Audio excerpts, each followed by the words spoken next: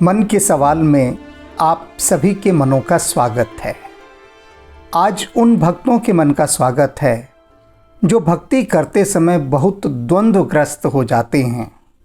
सोचते हैं कि हम इन अवस्था में, इस स्थिति में, इस मनस्थिति में क्या पूजन कर सकते हैं, क्या भक्ति कर सकते हैं, क्या उसके नाम में डूब सकते हैं। तो ये जो इतने सारे द्वंद्व घिर कर चले आते हैं, वो मन में भक्ति को कहीं पीछे सरका देते हैं। मन भक्ति में लगता नहीं, उन द्वंद्वों की धुंध में ही वो घिरा रहता है, जिसके कारण भक्त ना तो भक्ति का रसपान कर पाता है, ना उससे आनंदित हो जाता है, बल्कि इन द्वंद्वों के घेरे में घिरता घिरता घिरता परेशान रहता है। क्या करे वह?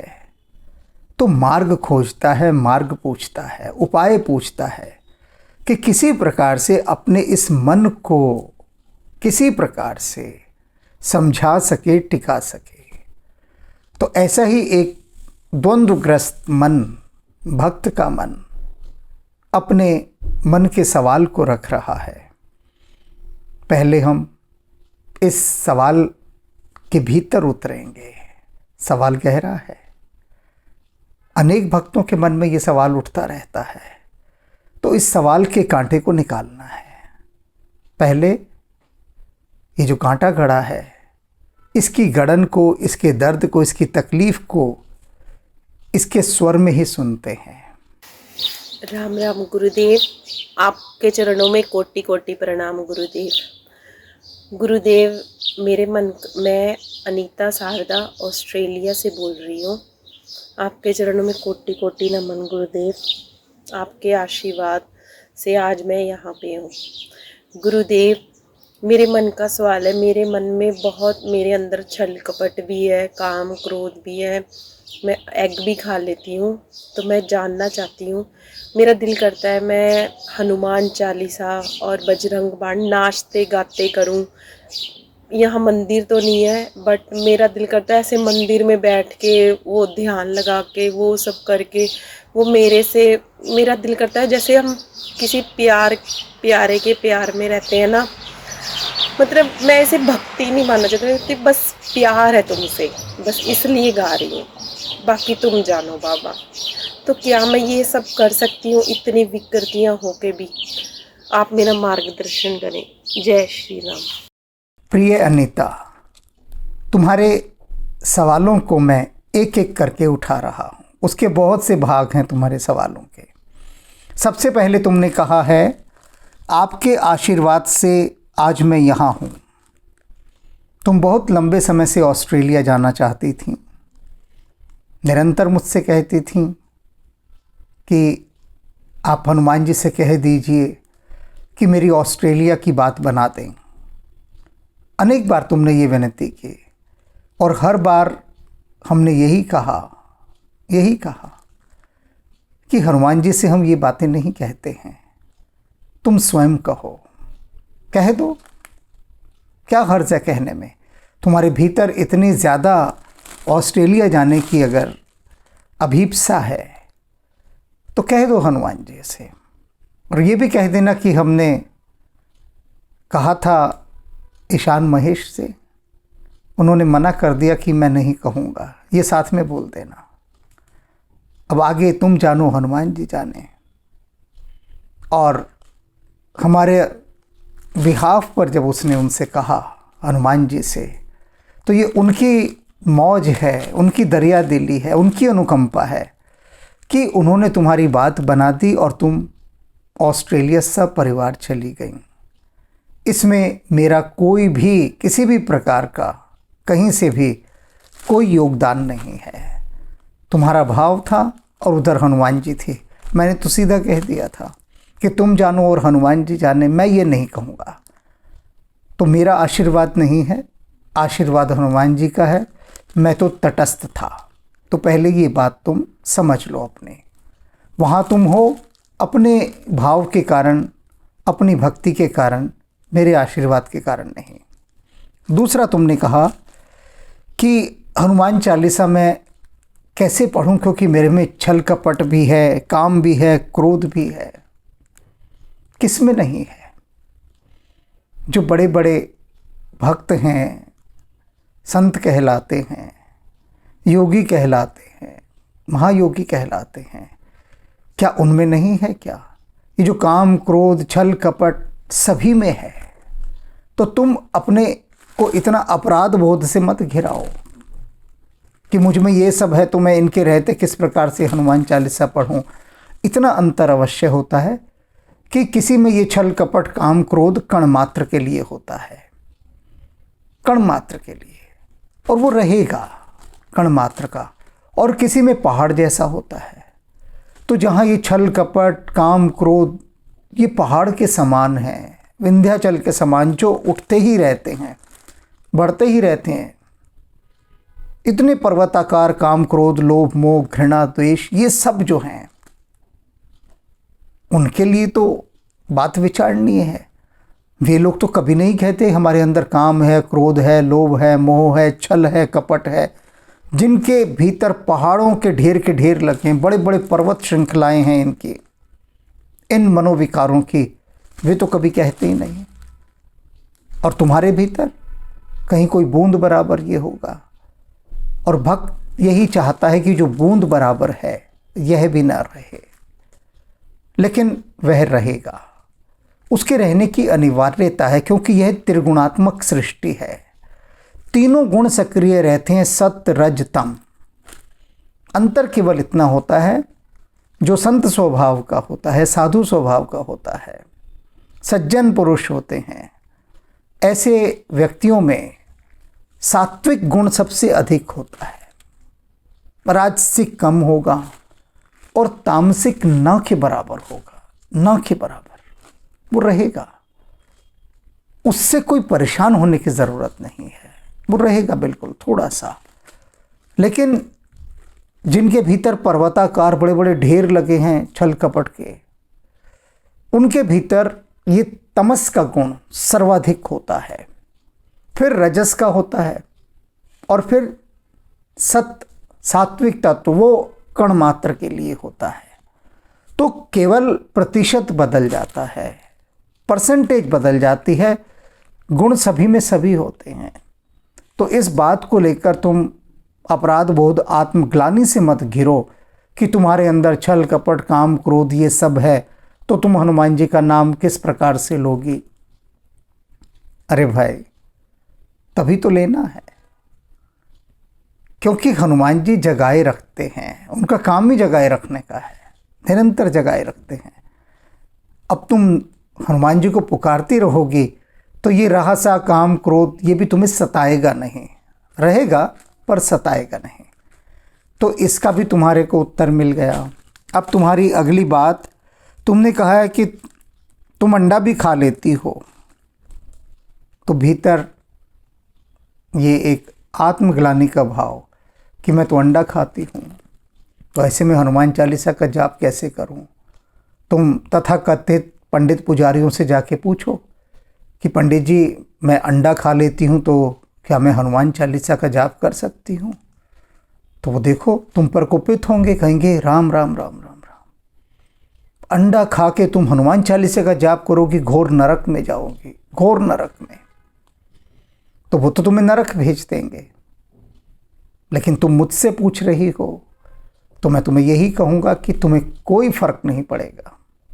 तुम अंडा खाती हो, तुम्हारे भीतर की प्रकृति तुम्हें खाने के लिए कहती है, ठीक है, खान पान अपनी जगह है, अपनी जगह है। तुम यदि उसे खाती हो तो उसका हनुमान चालीसा से या हनुमान जी से कोई लेना देना नहीं।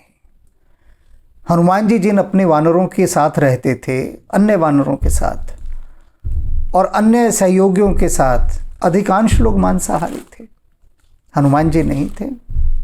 वे सात्विक भोजन ग्रहण करते थे, उनकी मनस्थिति उसकी अनुमति नहीं देती थी। लेकिन इसका पाप कुछ नहीं लगेगा। तुम यदि सोचो कि तुम अंडा खा के हनुमान चालीसा पढ़ रही हो तो उसका तुम्हें पाप लगेगा, नहीं। ये खान पान जलवायु इत्यादि पर निर्भर करता है। जहाँ की जैसी जलवायु होती है उसके अनुरूप यह भोजन होता है और जिसको अभ्यास हो शुरू से खाने का, जो खा रहा हो, वह क्या करेगा। अनेक भक्त हैं जिनके मेरे पास संदेश आते हैं कि हमारे घर में विवश होकर हमें मांसाहार करना पड़ता है, मांस, मछली, अंडे ये सब खाने पड़ते हैं। हम चाहते हुए भी नहीं छोड़ सकते क्योंकि परिवार का दबाव होता है। यदि छोड़ेंगे तो परिवार की आलोचना का सामना करना पड़ता है। तो किसने कहा कि इन सब के खाते हुए, मांसाहार करते हुए यदि तुम हनुमान चालीसा पढ़ोगे तो तुम पाप के भागीदार होगे? नहीं, दोनों भिन्न अवस्थाएं हैं। जो तुम्हारा भाव है वो निर्लेप है, अछूता है। भाव तुम्हारा तुम्हारे खान पान से संयुक्त कभी भी नहीं होता। खान पान अपनी जगह है, आवश्यकता के लिए है, लेकिन ये जो भाव है, अब रामकृष्ण परमहंस से विवेकानंद ने कहा कि मैं मांसाहार करता हूँ, मेरा ये छूटता ही नहीं, मैं सोचता हूँ कि छूट जाए, बहुत सोचता हूँ कि छूट जाए। बंगाली थे, स्वभावता था, वहाँ की परिवेश में था, वहाँ का हिस्सा था उनके जीवन का, वे खाते थे। अब मुझे तो एक ऐसा भक्त भी मिला जो विवेकानंद जी का बड़ा परम भक्त था, बड़ी श्रद्धा रखता था। और उसे जब ये पता लगा जिस दिन की स्वामी विवेकानंद मांसाहारी भी थे, उसकी श्रद्धा उसी दिन टूट गई। उसी दिन उसने कहा ये व्यक्ति संत नहीं हो सकता जो मांसाहार करता है। तो लोगों की श्रद्धाएं देखती हो कितनी कच्ची हैं, कितनी थोती हैं और कितनी ओछी हैं कि एक क्षण में। तो रामकृष्ण परमहंस ने कहा विवेकानंद से कि देख, तू इसे ज़बरदस्ती मत छोड़।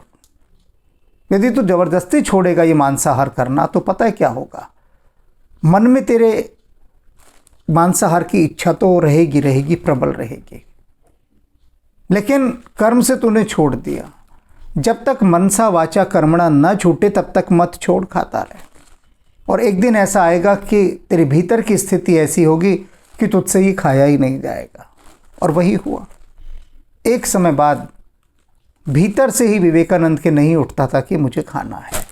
तो वह होता है वास्तव में किसी चीज़ का छोड़ देना, जब भीतर से ही इच्छा ना उठे, कहीं से भी इच्छा ना उठे, तब जाकर आपका उस चीज़ का छूटना होता है, अन्यथा नहीं होता। ज़बरदस्ती अगर आप किसी को दबाव में आकर कि हमने छोड़ दिया लेकिन मन तो वहीं भटकेगा खाने में, तब क्या होगा।